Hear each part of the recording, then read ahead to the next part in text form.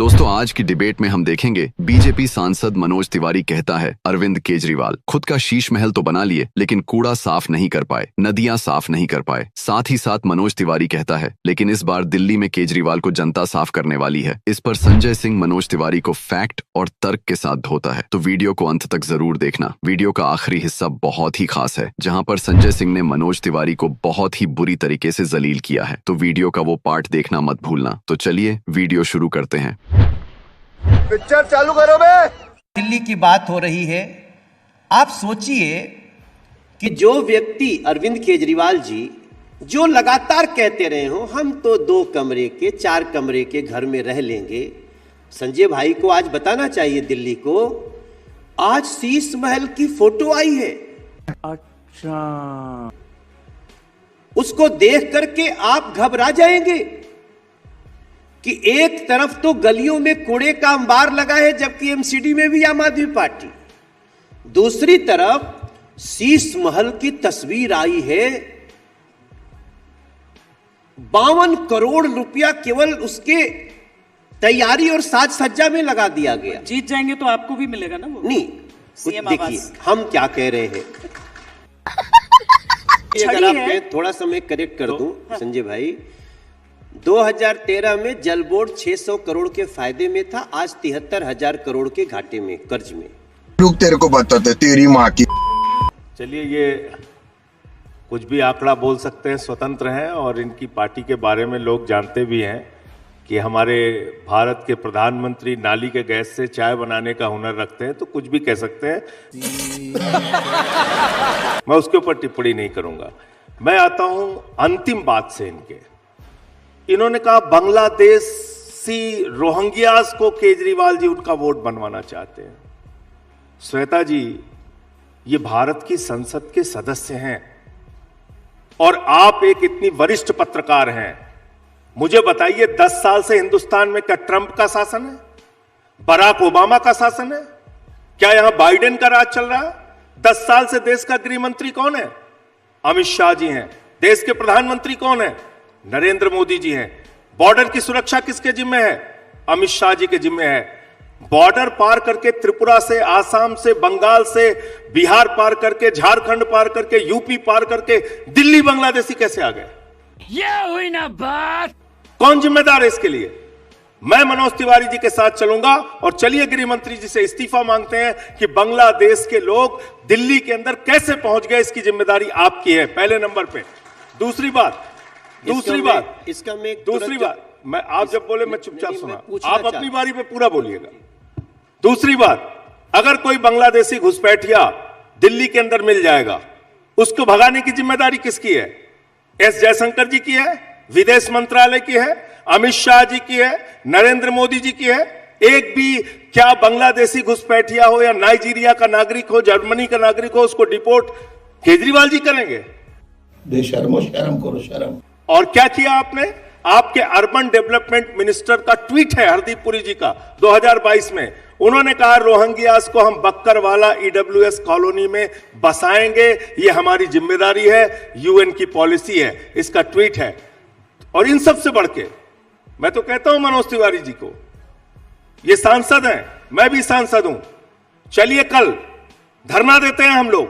जिस बांग्लादेश में हिंदुओं के ऊपर अत्याचार हो रहा है, उस बांग्लादेश को प्रधानमंत्री नरेंद्र मोदी के मित्र अडानी झारखंड की बिजली चुरा के बांग्लादेश को सप्लाई कर रहे हैं। हजारों करोड़ रुपए की कमाई आपके दोस्त बांग्लादेश से कर रहे हैं, उन्हीं के पैसे से आप अपनी पार्टी चलाते हैं और आप बांग्लादेशी घुसपैठियों की बात करते हैं। 50 साल जब पूरा हुआ था बांग्लादेश की आजादी का, केजरीवाल जी को बुलाया था शेख हसीना ने? किसको बुलाया था? भारत के आदरणीय नरेंद्र मोदी भारत के प्रधानमंत्री को बुलाया था।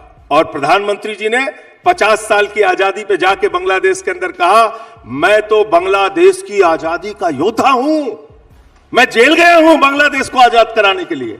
यह प्रधानमंत्री का बयान है।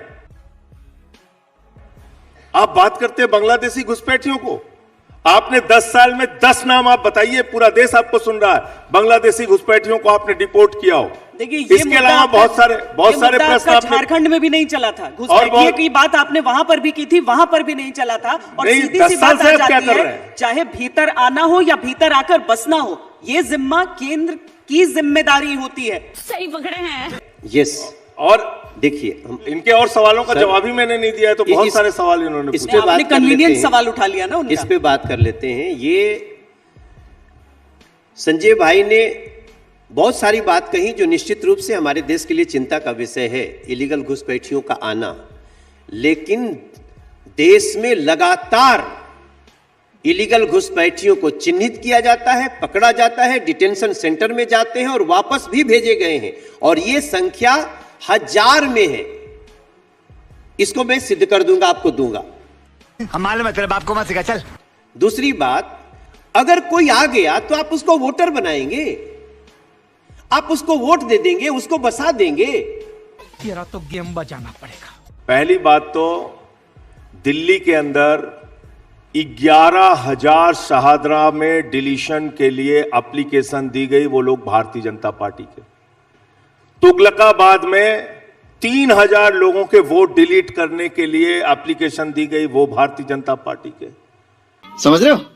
अलग आरके पुरम में मैंने मीडिया के सामने किया, वो फुटेज दिखाइए मनोज तिवारी जी को।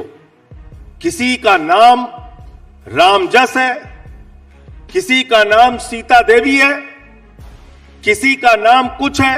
50-50 साल से आरके पुरम में रह रहे हैं। 3800 वोट वहां से कटवाने के लिए, डिलीट कराने के लिए भारतीय जनता पार्टी के लोगों ने एप्लीकेशन दी। आप कह रहे हैं वो रामजस जो 50 साल से रह रहा है वो बांग्लादेशी घुसपैठिया है? वो ऑटो वाला, वो रिक्शे वाला, वो झुग्गे वाला, वो बांग्लादेशी घुसपैठिया है? वो गरीब आदमी जो अपने बच्चों को बड़ी मुश्किल से पढ़ा रहा है, श्रम कर रहा है, मेहनत कर रहा है, यूपी से, बिहार से जो लोग आके दिल्ली में श्रम कर रहे हैं, वो बांग्लादेशी घुसपैठिया हो गए?